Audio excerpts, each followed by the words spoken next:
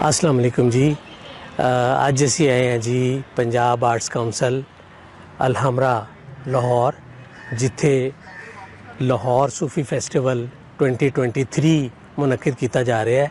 यह एक 2 रोज़ा कॉन्फ्रेंस है जिदे विच मन्ने परमन्ने लिखारी और कवि शायर और दानिश्वर स्कॉलर्स आके ते सूफीइज़म दे उत्ते स्पीचिज़ देंगे, टॉक्स करनगे।